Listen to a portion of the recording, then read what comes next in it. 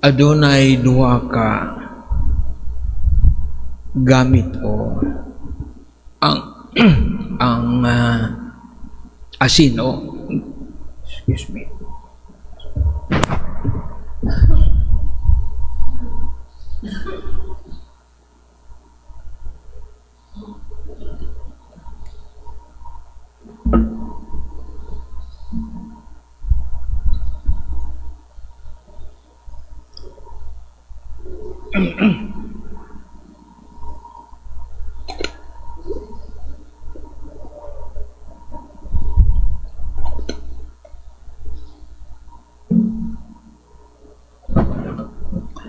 Ang asina maghatag og flavor o kalami sa pagkaon o kinsan nag preservative. Hibalota nga ang mga bulad parat kay butangan man nag asin aron di sa madaot o ang atong mga pagkaon kinahanglan yun butangan og asin aron adunay flavor. Gawas lang atong mga adunay problema sa lawas ang ilang pagkaon walay asin mura walay lami. So naghatag og kalami og nagpabilin sa freshness sa pagkaon. Gitandi kita sa Ginoo nga mga asin ug kahayag sa kalibutan. Kung saan man nato paghatag og kalami sa kalibutan, how do we give flavor to the world? Ang akong motto sa kinabuhi is to make a difference in the life of people.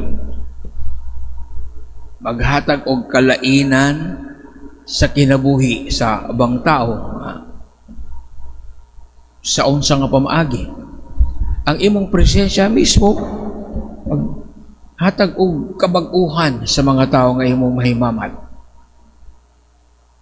Mahimo ma-influence nimo ang kinabuhi sa uban tungod kanimo. Kay kung wala epekto nga itong presensya sa uban, mura tag-asin nga nawad-an og kaparat. Ang imong presensya mismo, maghatag og kung ikaw sa katao nga malinawon, you exudes peace. Sa imong naong pala, kita na malinaw na yung tawanan na. Yung naong niya. Pero si mugot, wala. Apektuhan mo mga tao sa imong palibot by your presence. You make a difference in the life of people. You give flavor to the life by making their life less miserable.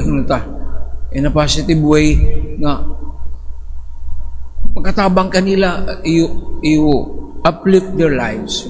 To give flavor.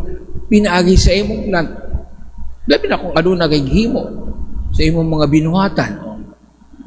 Pero mismo sa imong presensya lang, makahatag ang kalainan sa kinabuhi sa ibang tao. Ang mga tao nga suod sa imo, di feel murag gaan na maiban nga bugat ko. Gaan ang ilang paminaw sa ilang kung nasuod ka nila, that is make a difference in life of people. May mo kang asin kay you change lives. Nabot pasabot. Preservative. We preserve the goodness of the world. Labi na kung daghang corruption. Corruption is decay, pagkadunot sa kalibutan, sa katilingban. Aron nato na mapugnan ka ng pagkadunot ko ng corruption, kita may motang asin. We preserve goodness by the good things that we do. sige matag anang saway anang corruption sa gobyerno. Ikaw mismo, corrupt ba ka o dili? Kaya kung corrupt ka sa imong kinabuhi, you are adding corruption to the society. So you preserve goodness by avoiding corruptions in your lives. Ang sala, corruption mo na. Pagkadunot mo na. Do not add corruption to the world by being sa katong Beatitudes. Blessed are those pure of heart. Pure, walay corruption. Pure man. Si Santa Maria, si Mama Mary, pure of heart. Ang mga santos, wala madunot. Alagalan sa wala madunot ang ilang lawas. Bisan kung pila na katuig silang nasa lugganan. Their bodies did not undergo corruption, total corruption sa mga kanato. Madunot yun ta, bukog na lang mabilin. So, nga na ang pamaagi nga kita, mahimong asin. Mahimong kahayag kay naghatag maayong panig-ingnan sa mga tao nasa atong palibot. Kita ang mudanag sa kangit-ngit na nasa atong palibot. Muratag kadila o suga sa lugar ngayon. Napuno na putos sa kangit-ngit mo. Muna ang atong misyon. Saan na ito na? Gahapon. Atong nadungog ang Beatitudes. We live the Beatitudes katong gihimong murag tamdanan ni Jesus sa unat pagpuyo sa atong Kristohanong kinabuhi. Nga kinahanglan nata mahimong kabo sa Espiritu Santo. Kabo sa Espiritu, kita mahimong magmapaubsanon, kita ang maghatag og kalinaw sa atong nga sa mga panglutos, magpabilin tang mapaubsanon. Nga na ang arong tamihimot ang asin o kahayag sa kalibutan. Live the Beatitudes. Gahapon, klaro kayo itong gihatag ni Jesus nga mga tamdanan. Nga ni ang pagpuyog Kristohanong kinabuhi.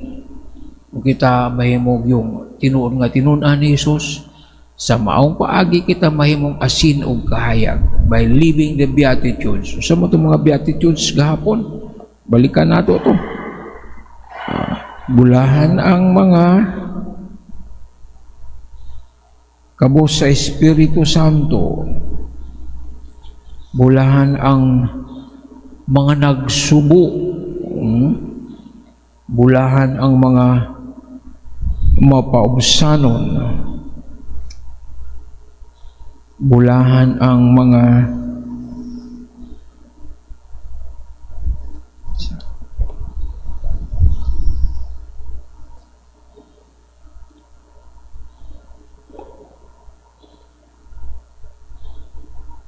blessed are the poor in spirit, those who mourn. Blessed are the meek, those who hunger and thirst for righteousness, merciful, clean of heart, peacemaker. Kung ato nang puya na, may mutang asin o kahayag sa kalibutan. Again, simply said nga, maghatag kalainan sa katilingban, asata, nahisakop. Maghatag ikaw ang mahimong lamdag sa imong pamilya. Ang imong presensya, may maghimog kabag-uhan. Sa hupong man sa atong misa, kita nakadawat og kalinaw, dad-a ang kalinaw Kristo, dad-a na sa imong panimalay. Dako kayo ng mahimong kalainan sa imong pamilya kung ikaw ang nagdala og kalinaw. Labi na sa lugar nga adunay kagubot.